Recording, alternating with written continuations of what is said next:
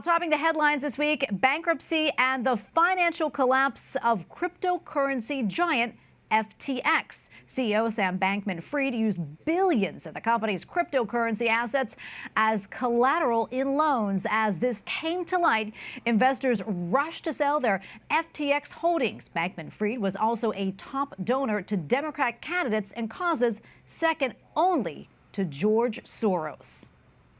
Meantime, the first ever Catholic crypto conference met this week in Valley Forge, Pennsylvania. And joining us now to discuss is conference host and founder of the Genesis Group, Matthew Pinto. Matthew, thank you so much for coming on.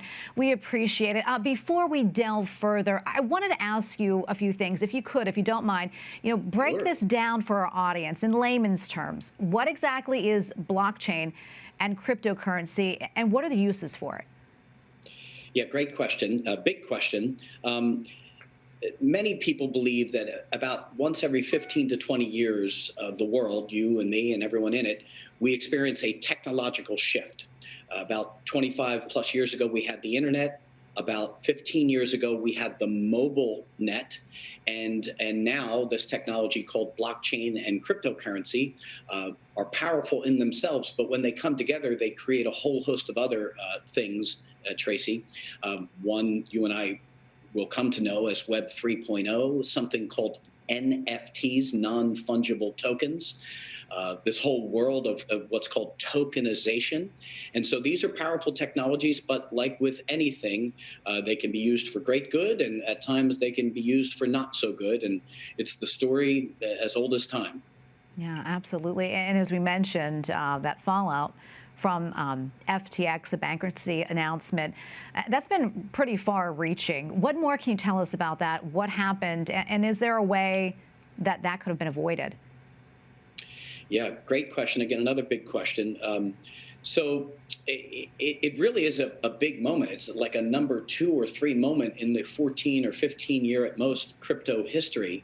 And it just happened to happen the week before this conference, which more than a few of us think might be providence, in the sense that we can educate Catholics, which is the purpose of the conference, to really begin to address the question, what is this new technology? But FTX is a collapse of a centralized entity that people thought they did due diligence on, but they did not. And we don't fully know whether it was a Ponzi. We know it was negligence, it seems, at a minimum. But there's a lot of discussion about was this intentional, a takedown to bring on potentially regulation at a faster speed? The industry does want regulation. It just wants reasonable regulation, as any industry would want reasonable regulation.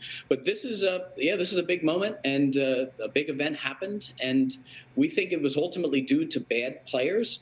And strangely, many people in this field believe that this is going to happen in a new industry, and it's kind of good to get these bad players out of the way as soon as possible, so the industry can harden. Like any new technology, it can harden and eventually do the good that it's supposed to do. Yeah, and I know you say even with this scandal, it's really important for Catholics to know a thing or two about these new technologies. Explain to us why we should stay on top of it, why it's so important. Yeah, as Catholics, you and I affirm the unbelievable reality of something called the incarnation, God becoming man. And my sense is that when God becomes man, he affirms the created world. In the beginning, you and I know that it was very good. And so anything that is a new creation, really, in a certain sense, is a spark of the divine. Any new idea, any concept, because God himself is a creative God. And so we would say as Catholics, step one, or reason number one, is we are in the world. These creations, these new technologies are coming our way. And if we're going to be functioning in the world, at a minimum, we need to know what they are. But the bigger point is that Jesus claims every inch of the world as his own. There's not an inch in this world that is not his own. And if we can look at some of these new technologies and claim them for the Lord, look to leverage them for the common good, maybe even for the sake of the gospel, then that's a good thing.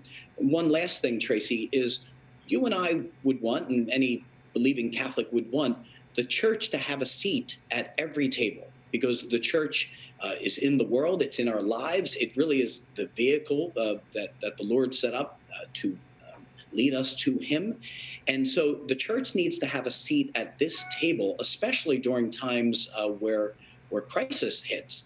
We want to be able to have input on how these things should be governed so they can ultimately serve the common good. Yeah, that is such a good point. I also wanted to ask you to talk about a little bit more about what promise cryptocurrency or blockchain, what it offers to Catholics or Catholic institutions. Let's say you were married in the church. When you were married, you needed to show certain records, like your baptismal records and the other sacraments as well.